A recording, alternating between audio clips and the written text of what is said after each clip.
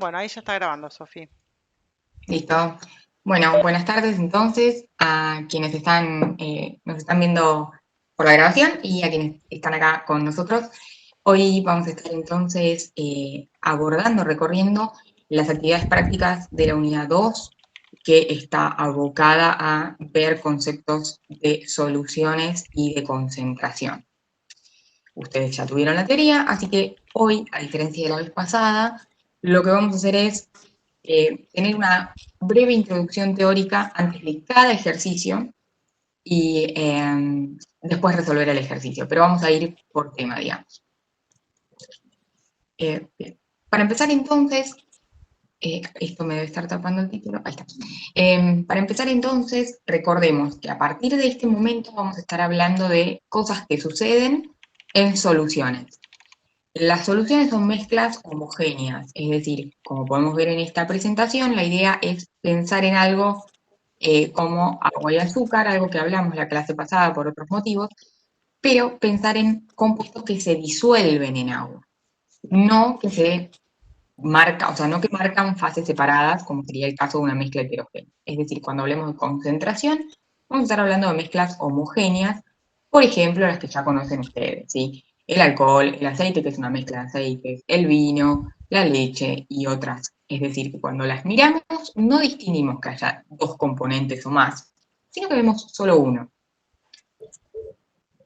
Con esto en mente, entonces, un parámetro muy importante y que van a ver que va a ser protagonista de todas las clases a partir de ahora es la concentración. La concentración básicamente responde a la pregunta: ¿qué cantidad hay de un soluto en una determinada cantidad de solución?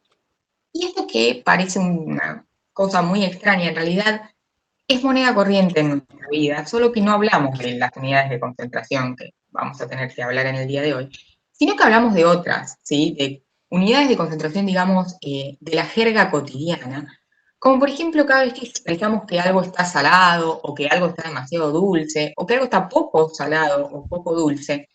Básicamente lo que estamos queriendo decir es que tiene demasiada concentración de sal, por ejemplo, si está muy salado. Es decir, que la idea de la concentración de la cantidad de soluto que tiene una solución ya vive en nosotros y en nosotras, solo que todavía no le pusimos nombre propio. ¿Cuáles son los dos conceptos que tenemos que tener bien presentes a partir de ahora?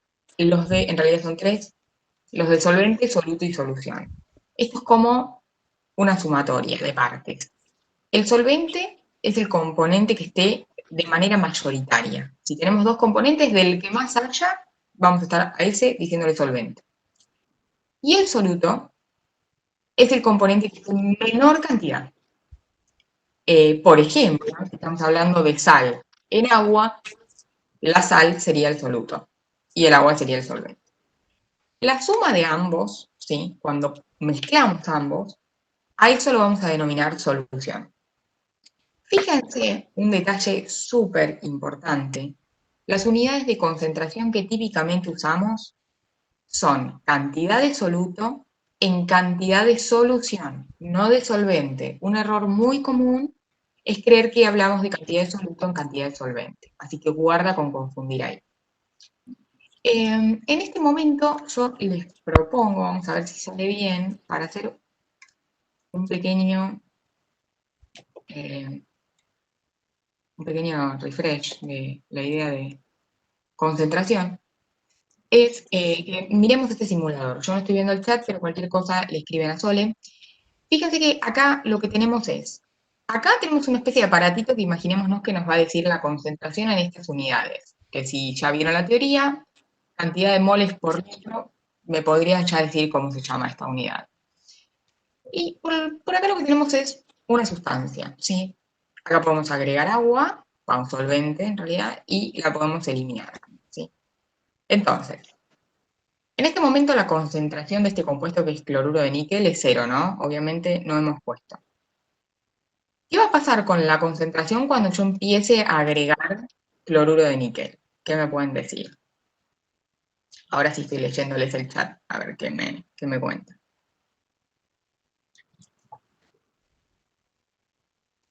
Muy bien, ahí nos van mandando. La concentración va a aumentar. ¿Por qué? Porque fíjense lo que pasa, miren el sensor. Estoy agregando un compuesto, ¿sí? Que se va a disolver en el agua. Por lo tanto, la concentración va a aumentar. ¿Va a aumentar sin parar? Bueno, eso no es tan así porque en algún momento ya no va a poder disolverse más. Y bueno, hasta ahí vamos a llegar. Pero por el momento va a aumentar. Ahora, ¿qué me dicen si, ahí lo que estoy haciendo es perder volumen, no estoy haciendo nada. ¿Qué me dicen si le agrego agua a esta solución como está? Le agrego mucha agua. ¿Qué va a pasar con la concentración?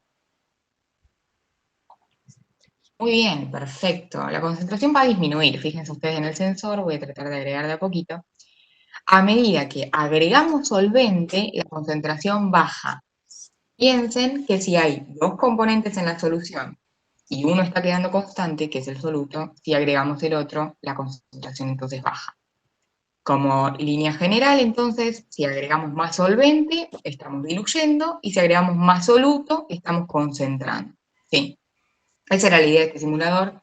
Cualquier cosa, si lo quieren usar, les podemos pasar el link, pueden remover el soluto y usar otros, acá hay varios, e incluso pueden usar una solución, ¿sí? Pueden colocar solutos desde una solución, ¿sí? Y ver también lo mismo, cómo aumenta la concentración. Nada, un simulador sencillito, cualquier cosa. Acá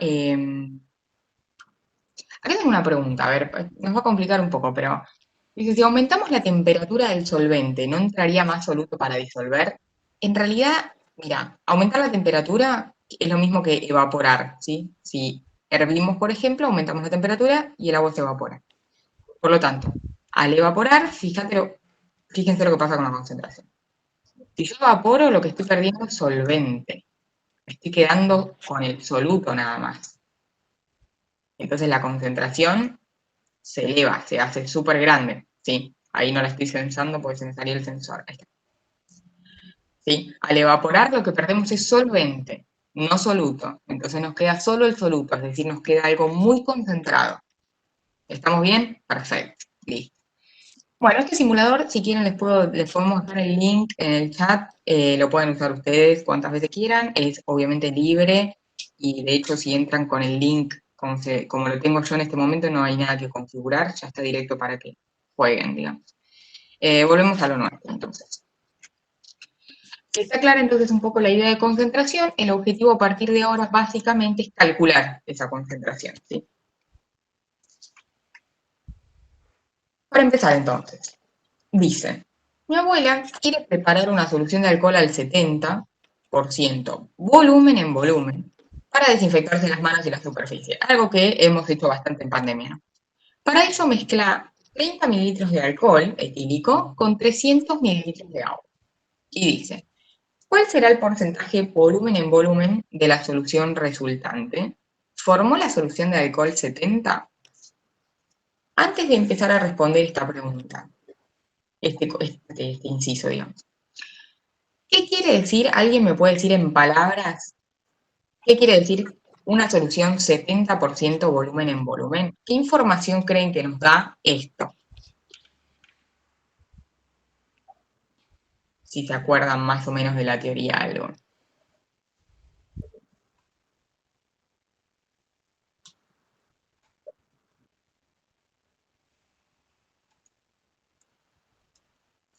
Bueno, claro, bueno, sí, obviamente nos dice la cantidad de alcohol en solución, pero no sé si recuerdan que cada unidad de concentración indica la cantidad de un soluto, pero de una manera en particular. No da igual decir 70% volumen en volumen que decir 70% peso en volumen, ¿sí? Son unidades distintas. Vamos a ver qué es lo que hizo la abuela y después retomamos la concentración.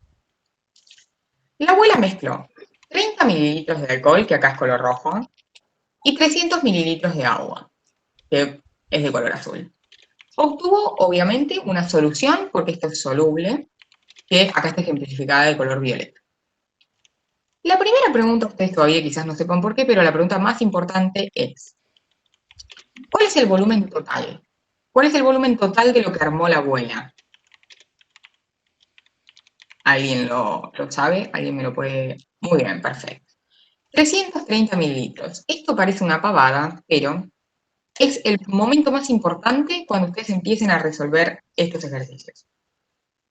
Aclarar y dejar bien en claro cuál es el volumen total, porque yo les mencioné que las unidades de concentración son en referencia al volumen total. Entonces tenemos que saber cuál es el volumen total, siempre, y no confundirnos. A partir de ahora, este va a ser uno de nuestros datos importantes. El asunto entonces es el siguiente. La abuela quería una solución 70%. Vamos a ver en realidad qué es lo que hizo la abuela. Entonces, ¿cuál es realmente el porcentaje volumen en volumen de la solución que armó la abuela? Volumen en volumen, como creo que alguien me mandó por el chat, es los mililitros de un soluto que están presentes en 100 mililitros de solución. Así se define la unidad, de ninguna otra forma, ¿sí? Y ahora vamos a empezar a resolver esto con las reglas de tres. Ustedes tienen un video en el aula virtual sobre esto por si no lo tienen muy presente. Lo primero que yo recomiendo hacer en una regla de tres es usar los datos seguros, los datos conocidos. ¿Qué conocemos acá? Conocemos lo que hizo la abuela, básicamente, ¿no? Que puso 30 mililitros de alcohol en 330 mililitros de solución. Es muy importante que acá no pongan solo números, que acompañen a los números de las unidades y de lo que es, que hablamos de alcohol y que hablamos de solución. Si quisiéramos saber el porcentaje entonces, y el porcentaje volumen en volumen, se pregunta cuánto alcohol hay en 100 mililitros de solución, lo que nos vamos a preguntar es justamente eso. Si en vez de 330 yo tuviera 100, ¿qué cantidad de alcohol habría? Y esta regla de tres se resuelve, esto se lo pueden aprender de memoria, multiplicando los cruzados y dividiendo por el que esté en el extremo opuesto a la incógnita. ¿Sí? Entonces, la cantidad de alcohol que habría en 100 mililitros va a ser 30 por 100 dividido 330. ¿Sí? Cuando hagan esta cuenta les va a dar 9 mililitros. ¿Qué quiere decir 9 mililitros? Bueno, quiere decir que si la abuela hubiese preparado 100 mililitros de solución, esa solución tendría 9. Entonces, como me dicen por el chat, esto es el porcentaje volumen en volumen. Espero que todo el mundo vea por qué estos 9 mililitros ya son el porcentaje volumen en volumen. Si no, lo volvemos a discutir. Pero voy de nuevo. Porcentaje volumen en volumen es mililitros de alcohol cada 100 mililitros de solución. Y eso es lo que hemos averiguado acá. ¿Sí? Nos hemos preguntado cuánto alcohol habría en 100 mililitros de solución. Tengan presente acá en este esquemita del vaso, lo que les comento es que el soluto siempre va a ser un porcentaje relativamente pequeño si tenemos en cuenta que el 100% de nuestra solución es la suma. Lo que siempre vamos a estar intentando saber es cuánto es este porcentaje, cuánto de la suma es soluto. ¿Sí? Y recuerden siempre en este esquema también que el soluto es el que está en menor cantidad, hoy va a ser de color rojo, y el solvente es el que está en mayor cantidad. Y la solución es la suma.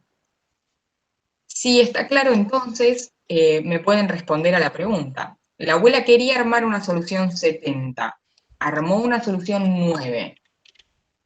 ¿Lo logró? ¿Qué les parece? No, muy bien. Claramente la abuela hizo una solución mucho más diluida de lo que quería. Así que a la respuesta del problema, bueno, vamos a decir no, la abuela no ha logrado formar esta solución. Yo, hasta acá llega el problema, ¿sí? El problema, espero que bueno, se haya entendido, el objetivo era determinar si la abuela había cumplido con su objetivo o no. Y yo ahora les dejo una tarea para el hogar que pueden resolver si quieren, y la clase que viene lo podemos ver. Se resuelve también haciendo una regla de tres, sencilla como la que hicimos recién. Y la idea es, a la abuela le salió mal esto, ¿no? Porque puso menos cantidad de alcohol de la que debería haber puesto. Entonces, ¿cuántos mililitros debería haber puesto la abuela si quería preparar 330 mililitros de solución al 70%? Es decir, mantenemos igual el volumen total, los 330 están bien, pero ahora me van a tener que decir ustedes cuánto debería poner para hacerla bien, para cumplir con lo que decía el enunciado. Si tienen ganas, lo pueden resolver ustedes, ¿sí? háganlo, hagan las reglas de 3, hagan todo lo necesario. Hay algunas personas que quizás prefieran resolver esto de alguna otra forma, ¿sí? No solo se puede resolver con regla de 3. Si prefieren hay algunos otros mecanismos de resolución, les recomendaría que por el momento no se compliquen con nada, ¿sí? Que no intenten comprender el mecanismo mediante reglas de 3 y una vez que eso esté completamente claro, pueden seguir. A las personas que me están respondiendo algunos valores, paren, hagan las reglas de 3 y chequenlo. Yo en este momento no las hice, pero yo no les propongo que lo tiren a ojo. Tienen que hacer las reglas, ¿sí? Para poder responder, pensando que la solución debe ser 70% y que este es el volumen total, ¿sí? Si quieren resolverlo, después lo podemos ver. Cualquier cosa lo podemos plantear al final.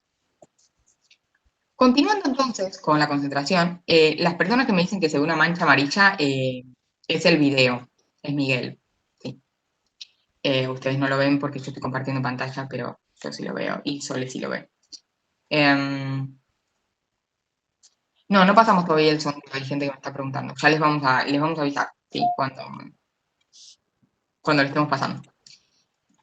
Bueno, en este segundo ejercicio vamos a hacer algo un poco más elaborado, así que espero que haya quedado claro lo que hicimos recién. Esta es como una versión un poco más avanzada de concentración, digamos.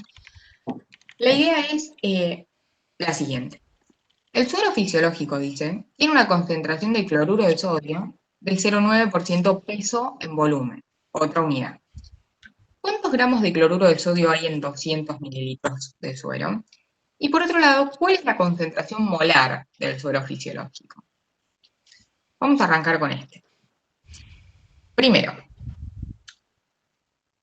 en este tipo de casos, donde conocemos la concentración de la solución, en la unidad que sea, lo que yo les recomiendo es que comiencen, de nuevo, lo mismo que les dije antes, comiencen colocando los datos seguros, colocando los datos que ustedes conocen que son como son. Y en este caso, ¿qué información nos da esta unidad de concentración? Esta unidad de concentración nos dice que cada 100 mililitros de solución va a haber 0,9 gramos de cloruro de sodio. Eso quiere decir esta unidad. Y eso lo sabemos, porque nos dicen que eso está sucediendo, que así es el suero fisiológico. Entonces, arrancamos por lo que sabemos. ¿Cuál es la pregunta? ¿Cuántos gramos habrá en 200? Entonces, colocamos siempre la misma información en las mismas columnas. Eso es muy importante. Miren el video de la regla de 3. Cuando tenemos una incógnita, tenemos que decidir de qué lado. Yo podría haber puesto los 200 mililitros acá y eso estaría mal, ¿sí? Las mismas unidades van con las mismas unidades, ¿sí? O el mismo material, solución, va siempre del mismo lado, por así decirlo. Entonces, en 200 mililitros de suero, ¿cuántos gramos hay? Resolvemos igual que hoy, ¿sí? Multiplicamos los cruzados y dividimos, y la respuesta es que tenemos 1,8 gramos, ¿sí? Y lo cual es completamente obvio, porque si en 100 mililitros hay esta cantidad, en el doble hay el doble de cantidad, ¿sí? O sea, eso también lo podrían haber pensado de esa forma. A veces no es tan fácil y los números no son redondos, pero se mantiene obviamente la proporción. Entonces hemos respondido la primera pregunta, que era ¿cuántos gramos de cloruro de sodio hay en 2 mililitros de sodio? La otra pregunta que tenemos, ¿sí? Es ¿cuál es la concentración molar? Entonces, si se acuerdan, la molaridad de una solución son los moles de soluto por cada litro de solución. Entonces, lo primero que deberíamos hacer es convertir este 1,8 en moles, ¿sí? En moles de cloruro de sodio, porque estos gramos no nos sirven para la molaridad. ¿A alguien se le ocurre con qué propiedad o con qué parámetro podemos pasar estos gramos a moles? ¿Con qué? ¿Qué puedo usar?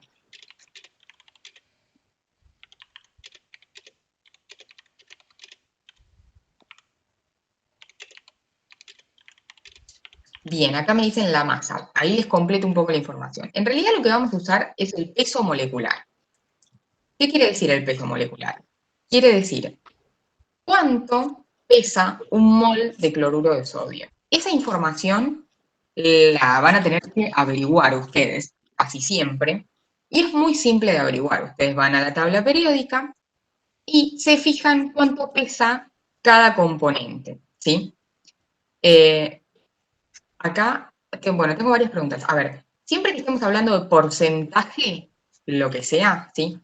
Porcentaje peso en peso, acá en este caso, perdón, estoy yendo acá. Acá en este caso tenemos porcentaje peso en volumen, entonces es en 100 mililitros. Antes teníamos porcentaje volumen en volumen, también era en 100 mililitros. Ah, corresponde a esa vez. Perfecto, sí. Siempre que sea porcentaje es en 100. Luego, estoy escuchando un audio, un rebote. No sé si soy la única. No, yo también lo escuché, pero no sé, creo que se habrá Bien, activado algún audio. No sé. no sé, no creo. Bueno, seguimos. Ahí yo no lo Entonces, escucho, ¿vos lo escuchás? no. Bien, listo. El peso molecular de una sustancia, de cualquiera, en este caso cloruro de sodio, lo que sea, eh, lo vamos a averiguar sumando cuánto pesa cada componente, ¿sí?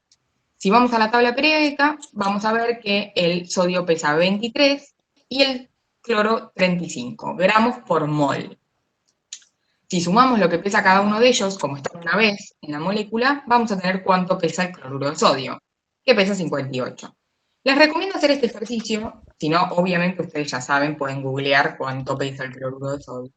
Pero la verdad que lo mejor es que aprendan, en realidad, también cómo determinarlo, porque a veces la información en internet puede estar mal y en la tabla periódica siempre va a estar bien, ¿sí? Y ustedes van a sumar bien, así que no pasa nada. Bien, entonces, de nuevo, empecemos con los datos seguros. ¿Qué información nos da decir que el cloruro de sodio pesa 58 gramos por mol? Bueno, nos permite hacer el primer renglón, ¿sí? Decimos que 58 gramos de cloruro de sodio son un mol. Esa es la información que nos da el peso molecular. El peso molecular nos dice cuánto pesa en gramos un mol de una sustancia. Y eso es lo que pusimos acá en la primera línea. ¿Y qué es lo que necesitábamos hoy? Necesitábamos convertir los 1,8 gramos en moles. Entonces nos preguntamos, los 1,8 gramos, que sabemos que tienen los 200 mililitros de suero, ¿cuánto, eh, ¿cuántos moles son? ¿Sí? ¿A cuántos moles equivale? Cuando hacemos esta cuenta, de nuevo siempre multiplicando cruzados y dividiendo, nos da 0,03 moles. O sea que hasta acá, recopilando, a ver si me siguen, en 200 mililitros de suero teníamos 1,8 gramos de cloruro de sodio, que son lo mismo que decir 0,03 moles de cloruro de sodio. ¿Esto es la molaridad? Yo acá ya estoy respondiendo a la pregunta. ¿Qué les parece? Acá me dicen que sí. Ya está. Esta es la respuesta. Decir 0,03 moles en 200 mililitros, ¿eso es molaridad? ¿Está todo el mundo seguro?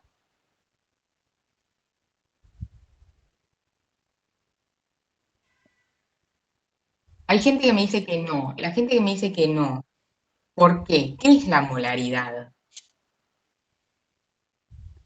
Recuerden que las unidades de concentración no son cualquier cosa que a mí se me ocurra venir y escribir en gramos, digamos. Las unidades de concentración están definidas. Hoy dijimos que todas eran en 100. Las que veníamos usando eran porcentaje y eran en 100. El mol, la molaridad, muy bien, acá alguien me dice, la molaridad son los moles en 1000 mililitros de solución. Yo acá estoy diciendo los moles en 200 mililitros, no estoy diciendo la molaridad, estoy diciendo otra cosa. Estoy indicando cuánto cloruro de sodio hay, pero de la forma que a mí se me antoja. Esto no es la molaridad, ¿sí? ¿Se entiende la diferencia entre decir cuánto hay y usar una unidad? Nos guste o no, la molaridad es moles en 1000 mililitros, eso está así definido y no la podemos usar de otra manera, ¿sí? Entonces, nos falta una cuenta más. Muy fácil, fíjense. Acá estaba la respuesta, ¿sí? La molaridad son los moles de soluto en 1000 mililitros de solución, o también lo decimos en 1 litro de solución, es lo mismo. ¿Qué sabemos? Siempre, recuerden, siempre intentemos empezar la regla de tres con lo que ya sabemos, lo que ya averiguamos o lo que nos dice el enunciado.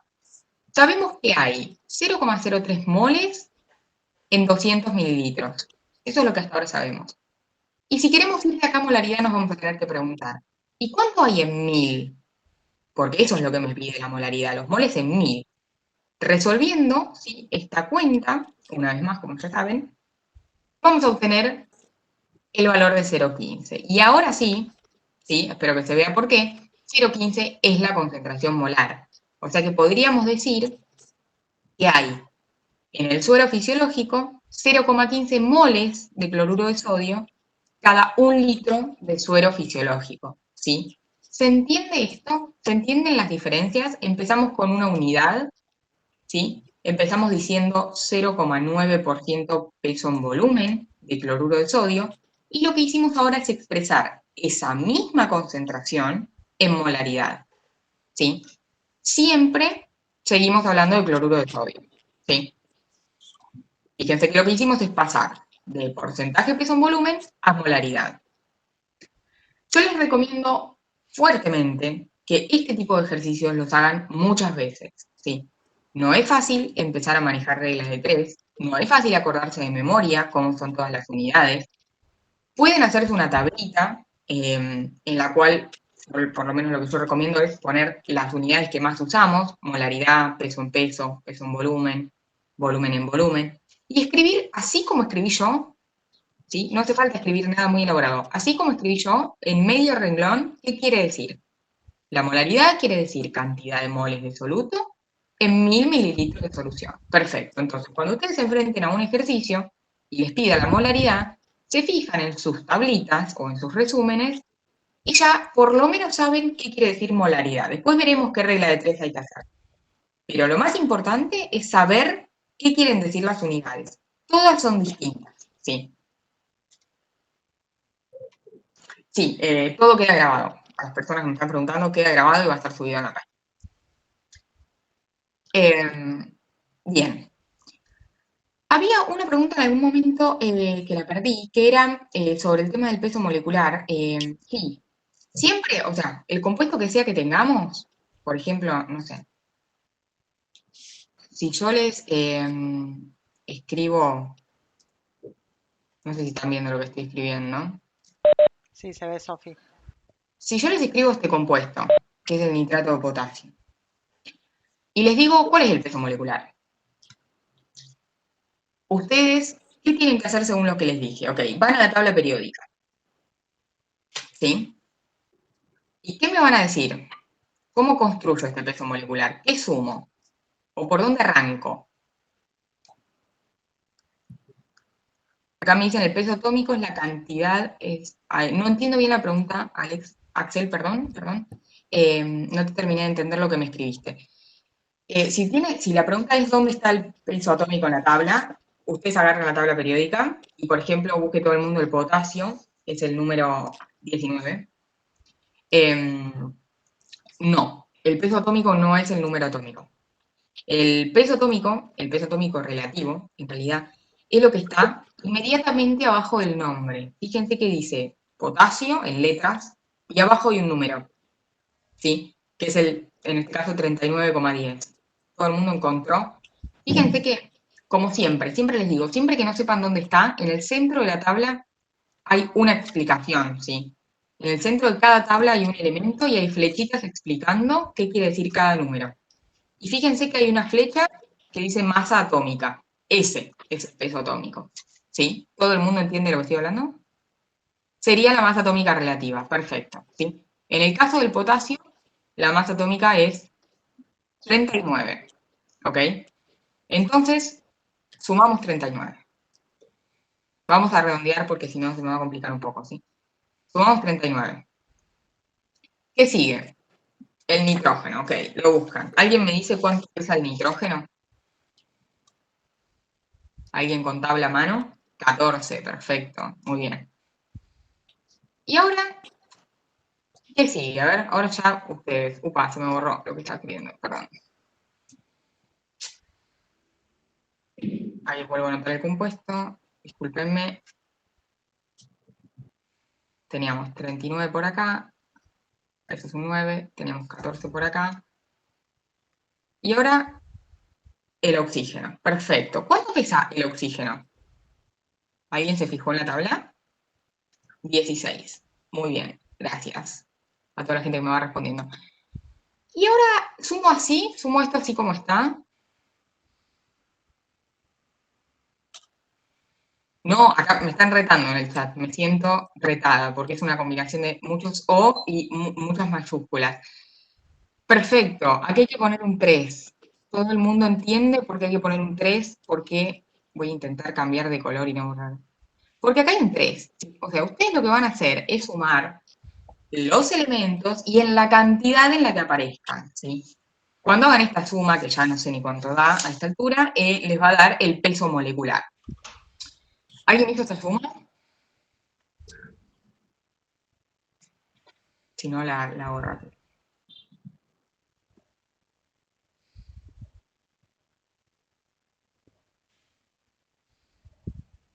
A mí me da 101, puede que esté haciendo Sí, compuesta a mí haciendo también me dio mal. 101. Además, creo que es lo que pesa el nitrato de potasio. Sí, sí, 101. Sí, bien. Bueno, 101, perfecto. Entonces, paren que voy a correr acá. Perfecto, esto da 101. ¿Qué información nos da este 101?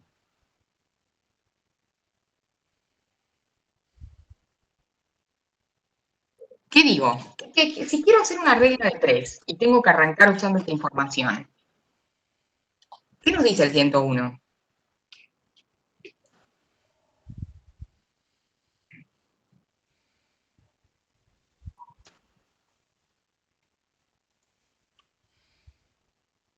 Es el peso molecular, eso estamos de acuerdo, es el peso molar de la sustancia. ¿Pero qué quiere decir que sea el peso molar de la sustancia?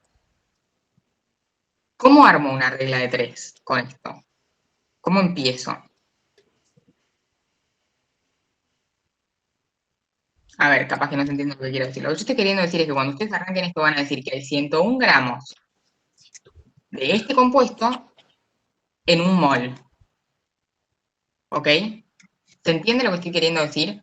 Así es como ustedes siempre arrancan utilizando el peso molecular. ¿Sí?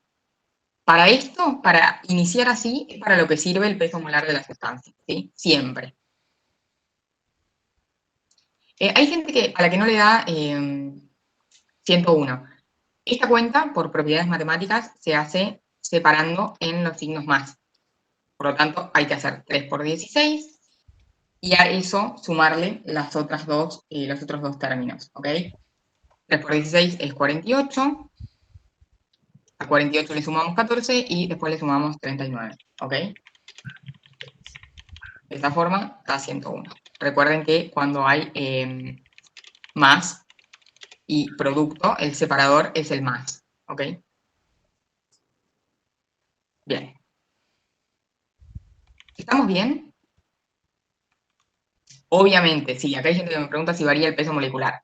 Obviamente, fíjense que peso molecular tiene la palabra molecular. O sea, si cambia la molécula, cambia el peso. ¿Sí? Ya inmediatamente, o sea, si este mismo compuesto fuera, fíjense que le hago un solo cambio. Esto es una A. Si fuera este de acá, ya estamos usando sodio, ya no es potasio, pesa otra cosa, ¿sí? Esta suma nos va a dar otra cosa, ¿sí? Y así para siempre. Con cualquier combinación que hagamos van a tener que ir a la tabla, ver cuánto pesa cada uno y listo, ¿sí? Y también sería un mol, obviamente, porque ustedes van a estar sumando una vez, o la cantidad de veces que esté en la molécula, cada átomo, ¿sí? Ustedes piensen que esto es como armar la molécula, así como si ustedes vinieran con un potasio, lo ponen en una balanza, bueno, pesa 39, le tiran a eso un nitrógeno que pesa 14, le tiran 3 oxígenos y la balanza va sumando lo que pesa cada uno, ¿sí? Para armar la molécula correctamente tenemos que poner la cantidad que dice la fórmula, ¿sí? ¿Se entiende la idea? Entonces ustedes van a sumar y van a tener dos momentos importantes, fijarse bien en la tabla del peso y fijarse bien el elemento que están sumando y la cantidad, ¿sí? ¿Estamos bien? Bueno, Perfecto. Entonces, según el ejercicio, según lo que tengan que hacer, van a usar el peso molecular para distintas cosas. Acá lo usamos, como vieron hace un ratito, acá lo usamos de esta forma, el peso molecular, ¿sí? Acá lo usamos en este primer renglón. Generalmente usamos el peso molecular cuando queremos pasar de gramos a moles, o también cuando queremos pasar de moles a gramos. Podríamos hacer la regla inversa, ¿sí? En estos casos se utiliza el peso molecular. Bien. Repito, es muy importante en este tipo de temas que cada quien haga los ejercicios a su forma, a su tiempo. No es tan fácil transmitir la idea de la matemática, ¿sí? Entonces, por más que ustedes quizás ahora me entiendan o no, no se desesperen, practiquen esto, ¿sí? Tenemos muchas más clases y vamos a seguir hablando de esto si nos sale. De hecho, hoy les van a quedar ejercicios de tarea, ya les dejé uno que les agregué en el medio de esto, y les van a quedar algunos sin resolver para que practiquen. No es algo que sale enseguida, ¿sí? Les recomiendo hacerlo varias veces y cualquier cosa lo volvemos a hablar. Bien. Acá preguntan por la masa de los átomos o de las moléculas. Sí, la masa del átomo o de la molécula está en un más, pero cuando nosotros estamos hablando de gramos, que es una unidad mucho más grande que la UMA, muchísimo más grande, es porque estamos hablando de moles. Y fíjense que acá la pregunta era claramente la molaridad. La molaridad es moles por litro, entonces no tiene ningún sentido que utilicemos unidades atómicas, ¿sí? Mol no es una molécula, ya lo vieron ustedes. Un mol son 6 por 10 a la 23 moléculas de cloruro de sodio en este caso, ¿sí? No es lo mismo. Ahí no se mezclen. Si la pregunta es molaridad, hay que usar moles. Ninguna unidad de concentración requiere que utilicemos átomos, ¿sí? Las unidades de concentración son de tipo gramos, mililitros o moles. Eso es todo, ¿sí? Bien, vamos a continuar. El siguiente ejercicio para relajación de todo el mundo es abandonamos un poco la idea de concentración, o numéricamente la abandonamos, y vamos a ver una aplicación, digamos. Vamos a ver por qué estaría resultando importante la concentración. ¿Sí? En este ejercicio la idea es vincular el pH sanguíneo con algunas problemáticas o posibles problemáticas de salud que se pueden dar culpa de, digamos, de su desbalance. La primera pregunta es, ¿cómo se relaciona el pH sanguíneo con la concentración de protones en el organismo? Y esto es bastante sencillo, ¿sí? Esto es bastante teórico, en realidad no es sencillo. El pH, ya todo el mundo debe haber visto alguna vez la escala de pH, ¿sí? El pH es un parámetro numérico que toma un valor entre 0 y 14, eso es lo más importante. El pH es un número, ¿sí? No es un color. Le ponemos color porque queremos darle alegría al asunto, pero el pH es un número. Y ese número, como toda escala, nos indica algo. Al pH lo vamos a relacionar directamente con la cantidad de protones presentes en un medio. Y cantidad, ya saben que quiere decir concentración. Entonces, el pH se vincula con la concentración de protones, que son la especie que escribimos como H+. ¿Sí? Entonces, en función de la cantidad de protones que hay en un medio, ese medio va a clasificarse como ácido o como básico. Y esto capaz que es un trabalengua. Cuanto más protones hay en un medio, más ácido es el medio. Sí, más bajo es el pH. Los pHs bajos se relacionan con medios ácidos, como por ejemplo el ácido que está dentro de una pila, acá tenemos el ácido estomacal en 1, el limón, las bebidas gaseosas. También tenemos el tomate o casi todas las verduras, en 4 más o menos, el café un poquito más y finalmente tenemos la leche. ¿Sí? Hasta ahí el rango más o menos ácido. En estos medios que son ácidos, lo que vamos a decir es que hay más protones que oxidrilos.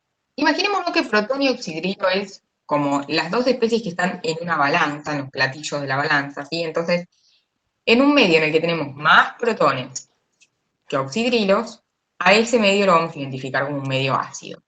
En algún momento esto podría igualarse, ¿sí? Haber la misma cantidad de protones que oxidrilos, y eso lo vamos a denominar neutro, ¿sí? Si no gana nadie, entonces digamos el medio es neutro. Cuando empieza a haber ahora más oxidrilos que protones, ese medio va a ser denominado alcalino y su pH va a ser alto, ¿sí? Va a empezar a aumentar desde 7. Y así vamos a tener la sangre más o menos entre 7 y 8, a la clara de huevo, al antiácido que tomamos cuando estamos mal de la panza, ¿sí? A los efervescentes, estos tipo uvasal. También tenemos una solución amoniacal, que ya es un compuesto químico, el jabón, destapacañerías y algunos productos profesionales de los más básicos, ¿sí? Entonces, básicamente, ¿qué es lo que les tiene que quedar a ustedes de la idea del pH? El pH es una forma, es un parámetro, es una escala que se diseñó para rápidamente poder identificar si un medio es muy básico o muy ácido. ¿Por qué? Porque si vemos un número y sabemos que es menor a 7, vamos a decir que es ácido. Y si vemos el número y es mayor a 7, vamos a decir que es básico. Entonces es muy sencillo, ¿sí? Luego se puede complicar un poco más, pero es muy sencillo darse cuenta con esta escala de qué lado estamos del posible pH, ¿sí? Entonces, ¿por qué esto estaría resultando importante, digamos, en el organismo? Bueno, resulta que el organismo tiene, ahora lo vamos a ver más adelante, pero una zona de pH óptima, ¿sí? La sangre tiene un pH entre 7,35 y 7,45, apenitas mayor a 7. Y como se imaginarán, como cualquier cosa que funciona muy bien cuando está funcionando, si la desregulamos, se arruina, ¿sí? Entonces, si este pH aumenta, si nos vamos para el lado básico, el cuerpo entra en lo que se denomina alcalosis, y si nos vamos hacia la zona baja, si bajamos del 7,35, el cuerpo entra en lo que se denomina acidosis. ¿Sí? Entonces, ¿por qué es importante, por así digamos, por así decir, controlar el pH del organismo? Porque podríamos estar en un desbalance, ¿sí? Y entonces la salud podría estar a punto de complicarse debido a que hemos salido de la zona óptima de regulación del pH. ¿Sí? Y recordemos que el pH indica la cantidad de protones, por lo tanto, si estamos entrando en acidosis es porque tenemos muchísimos protones, y si estamos entrando en alcalosis es porque tenemos muy pocos protones. ¿Sí? Eso es lo que hemos definido hace un ratito como pH. ¿Sí?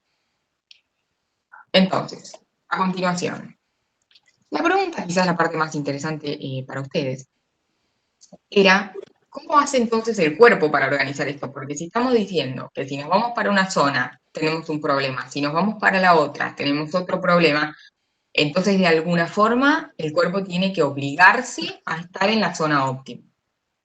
Y esto, acá ya me están adelantando en el chat, esto se hace con los amortiguadores o buffers, que es la palabra que solemos usar porque nos queda la palabra en inglés, pero amortiguadores o tampón también son palabras que se utilizan para decir esto mismo. Entonces, estos sistemas buffer no son nada más que un compuesto químico, ¿sí? Parece que estamos hablando de algo medio robótico, pero el buffer es un compuesto. En realidad, generalmente son dos compuestos.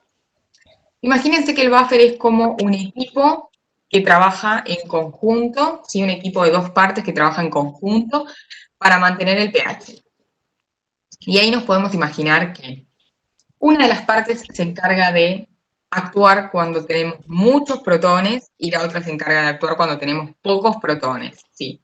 Es como si cada uno de estos componentes tuviera una función. Entonces, en nuestro cuerpo, uno de los principales buffers, hay otros, pero uno de los principales buffers, se forma cuando se combinan el bicarbonato, que es esta especie de acá, y el ácido carbónico. El ácido carbónico, así como lo acabo de escribir, no es una especie que se encuentre naturalmente en nuestro cuerpo. Lo que sí se encuentra naturalmente en nuestro cuerpo es el dióxido de carbono, ¿sí? Y el dióxido de carbono, al reaccionar con el agua que tenemos en nuestro cuerpo, genera el ácido carbónico. Entonces, mal que mal, tenemos el ácido carbónico presente, pero recuerden siempre que no apareció porque sí, que viene de la reacción del dióxido de carbono. Entonces, ¿por qué al lado de estos dos compuestos aparecen los riñones y el pulmón, los pulmones, perdón, respectivamente? Porque como yo les mencionaba, estos dos forman parte de un equipo. También entonces forman parte de un equipo los riñones y los pulmones. Este equipo va a funcionar de la siguiente forma. Imaginémonos que son vías de regulación, que lo que pueden hacer estas dos vías es decidir si perdemos o ganamos protones, ¿sí? De manera de mantener un balance, ¿sí? Intentar mantener balanceado ese equilibrio que yo les mencionaba. Por parte de los riñones, que es lo que se conoce como respuesta metabólica o vía metabólica, lo que tenemos es, ya saben qué hacen los riñones, ¿no? Los riñones definen básicamente qué es lo que se excreta en la orina. Entonces, en esa orina que vamos a eliminar, que va a salir de nuestro cuerpo, puede que estemos eliminando protones, ¿sí? ¿Qué pasa si eliminamos protones? Aumenta el pH, ¿ok? Y si no los eliminamos, va a bajar el pH, si lo contrario. O sea, imagínense que el riñón puede elegir, puede decir, bueno, deseo eliminar protones o deseo conservarlos. Según lo que haga, el pH va a subir o va a bajar. Y por otro lado, en los pulmones lo que pasa es exactamente lo mismo, pero obviamente, como se imaginarán, no gracias a la orina, por suerte. En los pulmones lo que sucede es que los dos también pueden elegir, por ahí, brutamente hablando, si van a perder dióxido de carbono o lo van a conservar. Y este capaz es más difícil de ver. Si perdemos dióxido de carbono, ¿sí? Básicamente estamos perdiendo ácido carbónico. Se ve porque estamos perdiendo lo que origina el ácido carbónico. ¿Sí?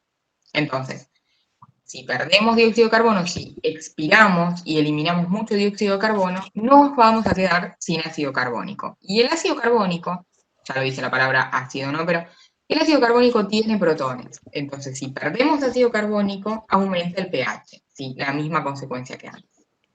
Si por lo contrario conservamos el dióxido de carbono, no lo exhalamos, lo conservamos, aumenta la cantidad de ácido carbónico, ¿sí? Y entonces baja el pH. Fíjense que lo que expliqué es básicamente lo mismo, por dos mecanismos distintos, excretando por orina o excretando por aire, el cuerpo decide si necesita conservar protones o necesita eliminarlos. Protones directamente en los riñones o o dióxido de carbono en los pulmones, ¿sí? Espero que se entienda la idea. Guarda con frases como eliminar el pH. El pH no se puede eliminar porque no existe, ¿sí?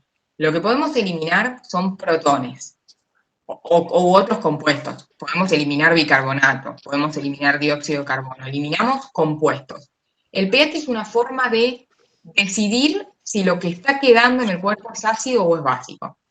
¿Sí? El pH es como si yo les dijera tomarnos la temperatura, la fiebre, ¿sí? ¿Cómo decidimos si tenemos temperatura alta o baja? Bueno, con una escala, con algo que nos dice arriba de 37, abajo de 37. Acá lo mismo, arriba de 7, abajo de 7. Pero si yo a ustedes les digo podemos perder fiebre, no, ustedes van a decir, no, estás perdiendo temperatura, ¿sí? Acá pasa lo mismo, ¿se entiende la idea? El pH es una forma de explicar si el medio es básico o ácido, no es algo que tenemos en el cuerpo, ¿sí? Entonces espero que quede claro que tenemos dos rutas o dos vías, la respuesta respiratoria y la respuesta metabólica. De estas dos formas el cuerpo puede, a ver si esto cerró, de estas dos formas el cuerpo puede perder o ganar los dos componentes del buffer. Sí.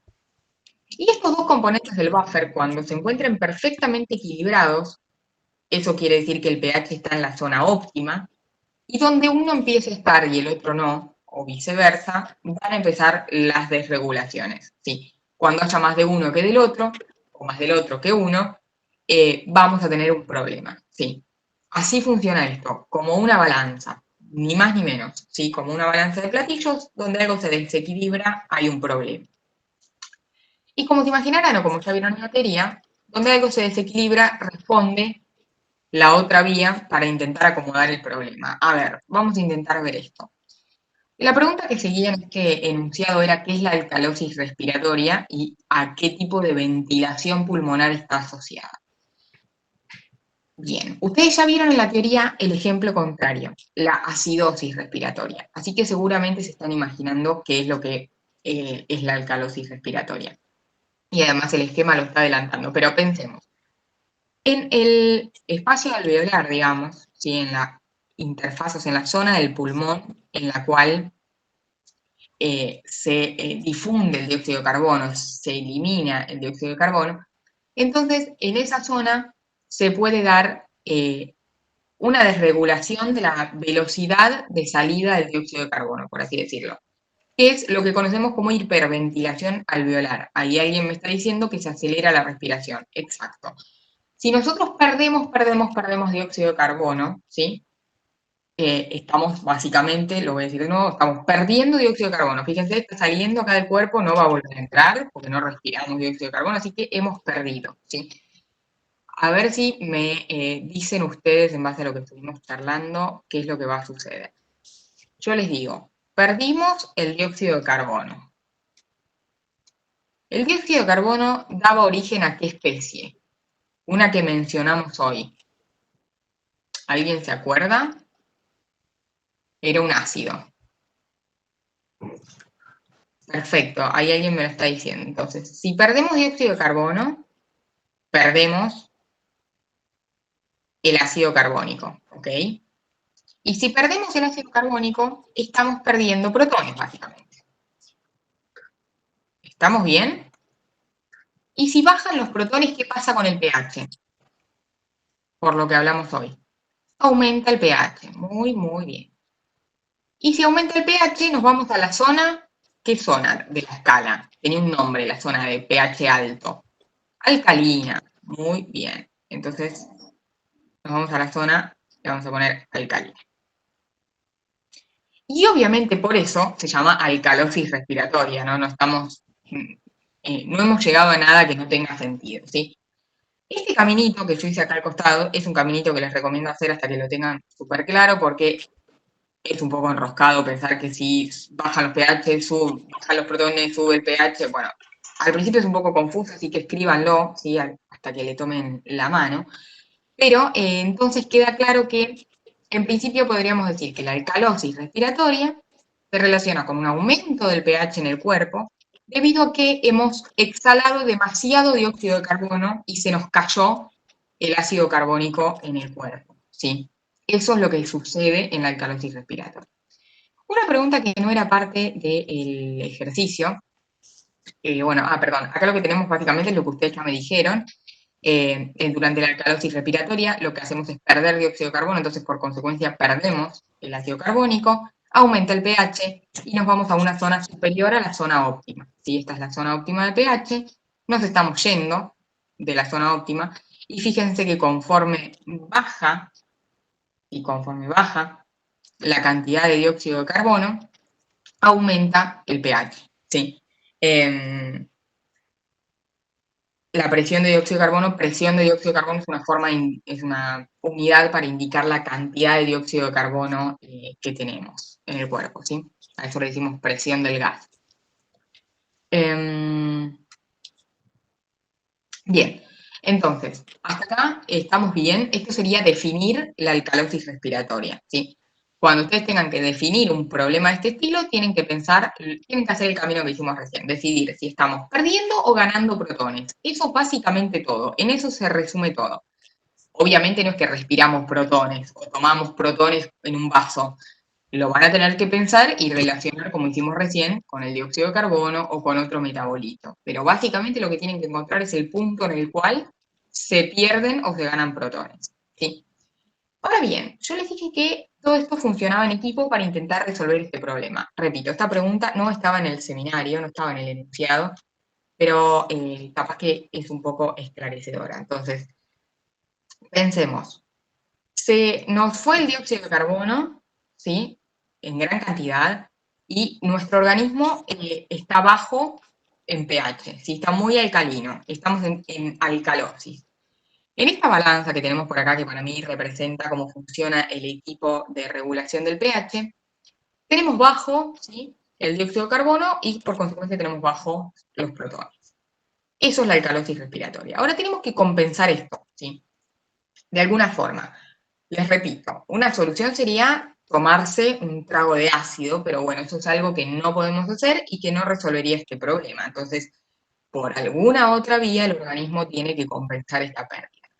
La otra vía que teníamos, ¿sí?, era la vía metabólica, es decir, el otro participante en este asunto eran los riñones. Entonces, los riñones podían elegir si querían perder o si querían conservar a los protones, ¿sí? Entonces, si los riñones detectan que se nos ha perdido protones por la respiración, lo que van a decir es, bueno, no, yo voy a conservar mis protones. Sí, vamos a dejar los protones en el organismo, no los voy a eliminar en la orina, los voy a guardar en el organismo y voy a intentar nivelar lo que se está perdiendo por respiración. Eso se conoce como compensación metabólica, ¿sí?, cuando los riñones deciden no excretar una sustancia o excretarla para intentar nivelar. Entonces, fíjense que lo que están haciendo en este caso los riñones básicamente es levantar esta balanza desde acá, ¿sí?, aumentar la cantidad de protones hasta que esto eventualmente vuelva a estar nivelado, ¿sí? Obviamente, si se desregulan los riñones, los que van a actuar son los pulmones y así sucesivamente. Cuando alguno de los dos desequilibre el pH, el otro va a responder de manera contraria, ¿sí?, para equilibrar. Y así por siempre, digamos. Por suerte, ¿no? Si funciona todo bien, así debería funcionar. Si alguna de estas dos vías no está acoplada, entonces vamos a entrar en alcalosis o vamos a entrar en acidosis y bueno, tendremos algún problema, ¿sí? Bien. Hasta acá los ejercicios que estaban planificados para el día de hoy. Yo no sé si estuvieron viendo, tienen dos ejercicios adicionales que no quise hacer a propósito porque quiero que los resuelvan ustedes, porque son de concentración. La idea es que practiquen concentración. No sé si quieren que resolvamos algo más en particular, si tienen ganas de que la tarea de cuánto alcohol debería haber puesto la abuela les quede para ustedes, o si quieren que la resuelva ahora. Repito que ustedes tienen que practicar esto, ¿sí? No hay forma de que el asunto de la concentración y las reglas de tres funcione hasta que no lo practican, ¿sí? Así que espero que tomen mi consejo porque lamentablemente es así. Pero si quedó alguna duda o si quieren que volvamos a ver algo, repito, sé que les estoy dejando bastantes cosas a diferencia de la vez pasada para que lo hagan, pero este es un tema que lamentablemente lo tienen que practicar. Sí, no les recomiendo que confíen en que verme hacerlo a mí es directamente entenderlo completamente. Sí, Sí, Sofía, además, como esta semana justo la tutoría va a ser la semana que viene, por ahí pueden exacto. aprovechar para hacerlo ustedes y la semana que viene, si les quedaron dudas, está la clase de la tutoría como para volver a repasarlo y preguntar lo que no se entiende. Entonces, La gente que nos está diciendo que no está matriculada todavía, bueno, de la tiene que gente, escribir al correo, sí, no, pero sí, a mí me mandaba alguien más recién, ah, tienen que mandar al mail de la cátedra, ¿sí? Tienen que mandar al correo que escribió Sole en el mail. Eso lo tiene que hacer Lucas, que es el coordinador, ¿sí? sí, igualmente un par que eran de nuestra comisión, los nombro por acá, Ángel, Pereira, Ángel Ezequiel Pereira, Anabela Torres, Adriana Pérez, Mónica Salazar y otra más, Agus L, puede ser, que me mandaron por el chat, ya los matriculé. Así que los que me mandaron por acá. Igualmente, ninguno era cambio de comisión, salvo creo que Ángel, que necesitaba cambiar su No, acá me autorización están diciendo que es por matriculación, pero me escribe una persona que no tiene, por más que nos digan el nombre, comisión eso lo tiene asignada. que resolver, eso lo tiene que resolver el Exacto. coordinador. Les vuelvo a poner ahora en el chat el correo para que le escriban. Pero bueno, les volvemos a repetir que él por una cuestión personal hasta el lunes seguramente no va a poder contestarles, ¿sí? Bueno, ahora voy a poner la asistencia, Ah, ¿sí? eso te iba a Presten escribir. atención. Les voy a poner para que respondan, como hicimos la otra vez, no sé si se acuerdan. Em, Ahora cuando les aparezca, ¿sí? Completen, por favor, ahí estamos pasando la asistencia, sí, completen bien nombre y apellido, escríbanlo completo, ¿sí?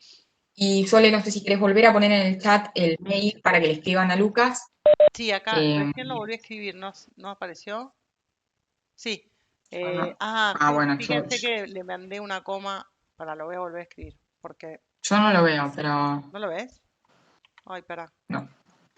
Capaz no me lo mandaste a mí, no importa. No puse, dice para todos los asistentes. ¿No te debería aparecer a vos también? Sí, pero A ver ahí. ahora sí. Ah, bueno, entonces ahí. A ese correo tienen que escribir, si no nos digan a nosotras en el chat nombre y apellido, porque le tienen que escribir a Lucas para pedirle que les habilite la matriculación y lo tienen que hacer por ese mail. Es lo mismo que dijimos la clase pasada, ¿sí? Así que por favor, si no están matriculados o matriculadas, es grave porque ya hay actividades que se vencieron, actividades obligatorias. Así que escríbanle a Lucas, escriban en ese correo y pidan que les habiliten la matriculación, ¿sí? Cuando yo dije que quedaban dos actividades para ustedes, ustedes tienen, no sé si tienen acceso a este archivo, ¿sí? ¿No están subidos solo los PDFs de las actividades a la cátedra? El nuestro no sé. Nosotros se lo pasamos a Lucas, pero no sé si se sube. Si No, no, no, no, esto, Sole, donde están los enunciados. sí, eso debería estar. Esperen que chequeo dónde está. A ver. No sé si tienen acceso a... está, acá me dicen que sí está. Bueno, los dos Debería ejercicios que yo estar, les ¿eh? digo que les quedan, los dos ejercicios que yo les digo que les quedan son estos, los que dice ejercicios adicionales de soluciones. ¿Sí? Fíjense que son estos dos y el otro, que es el que yo les planteé de la abuela, ¿sí? Me aparecen 8 personas que no completaron la asistencia y voy a cerrar el sondeo. Así que, bueno, no sé si es que no están acá ahora, pero lo tengo que cerrar. No hay problema, Iris, o las personas que nos están escribiendo porque se cambiaron de comisión. No hay ningún problema. Dan la asistencia, pueden venir igual aunque sean de otra comisión, sí, no, no pasa nada con eso. Así que no se preocupen. Y a las personas que dicen que no les deja escribir la asistencia, hay una parte abajo del chat que dice sondeo. Tienen que entrar ahí, ¿sí? Les debería aparecer abajo del chat. A veces, si están desde el celular, creo que tienen que tocar los tres puntitos de opciones y ahí entrar en sondeo. Em, Bueno, ahí encontré, para los que no sabían dónde estaba esta parte de las preguntas, si se fijan en Solapa 2, en la página de la cátedra en el aula virtual, se fijan en Solapa 2 y hay una parte al principio que dice clases teóricas.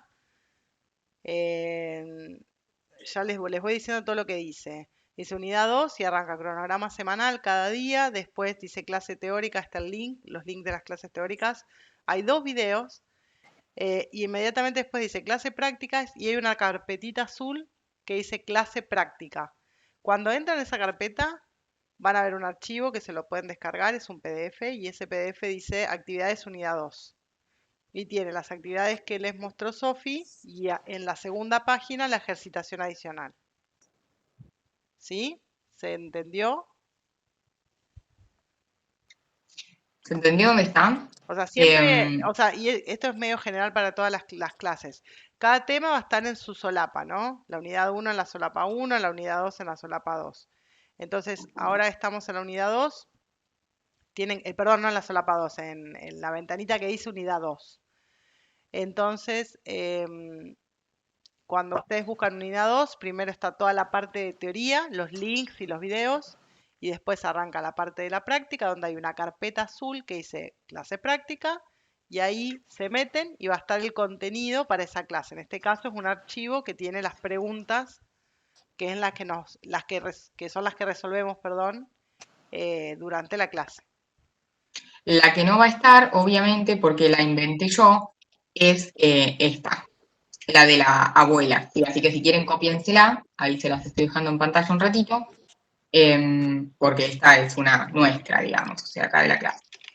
Las actividades no se entregan, ¿sí? Estas actividades son para que las resuelvan ustedes y las tengan ustedes. Las actividades que son obligatorias aparecen en el aula virtual y se llaman cuestionarios. Lo único que tienen que entregar es ese cuestionario, ¿sí? Lo único que tienen que hacer es responder ese cuestionario. Eso es lo único obligatorio. Estos ejercicios no son un trabajo práctico, ustedes simplemente los resuelven y se los quedan a ustedes para practicar, ¿sí? Si les parece, lo que podemos hacer la clase que viene es arrancar viendo cómo resolvieron estos ejercicios o cómo les fue con esto. Y así lo practican, ¿sí? ¿Les parece bien? En vez de seguir haciendo ahora y que yo resuelva todo y Sole, ahí no sé si podés anotar que hay alguien que no, Sí, no ya sé le si te mandó, escribí. Ya le escribí a no, Silvana que no puede escuchar. no, Paredes, ahí Ah, te lo paso, porque me escribieron a mí aparte. Bueno, no te bueno, das bueno. drama. No, no, hay alguien. Ahí no se ve el. ¿Sacaste la pantalla? Sí, Ah, pues no se ve nada. no, no, sí, la cerré.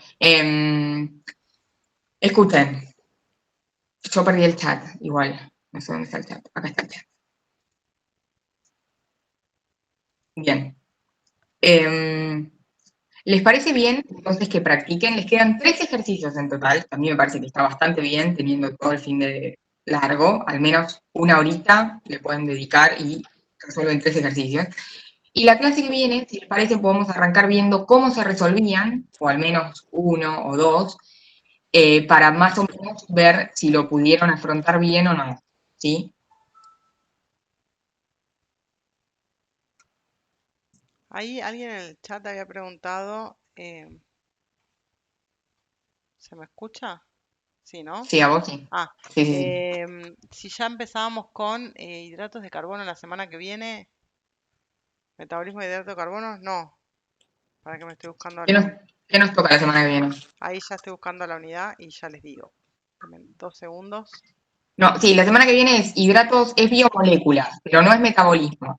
El tema que viene es hidratos de carbono, proteínas y lípidos, y básicamente es intentar reconocer cuándo se trata de una molécula y cuándo se trata de la otra, ¿sí? Intentar reconocer las distintas biomoléculas. Recién después empieza metabolismo. Las personas que recién se matricularon hoy, es decir, que tienen actividades que se les vencieron, una vez que estén matriculadas y matriculados, escriban al mail de la cátedra y avísenle al coordinador que recién ahora se pudieron matricular y acceder a los cuestionarios, a ver cómo pueden resolver eso. ¿Sí? Che, Eso Sofi, escúchame, tengo un problema. No lo veo a Miguel. yo sí. Vos lo ves, pero yo no lo veo en mi pantalla, no se va a grabar. Oh, para ver. A ver, ahora sí lo veo. Ah, Miguel, ahora sí. Bien. Entonces, si querés repetir lo último, Miguel, porque no se vio, que la semana que viene repasaríamos algunos de los problemas que le quedan de tarea. ¿Y qué más? Lo de la matriculación, pero bueno, eso no es necesario. No, estamos bien. Solo que la semana que viene entonces empezamos con biomoléculas y recién después metabolismo. Les quedaron 3 ejercicios para hacer que les recomiendo que los hagan y cualquier cosa, la clase que viene, consulten. Eh, Y si les parece, entonces podemos cerrar temprano hoy, media horita antes, así arrancan el fin de largo. La clase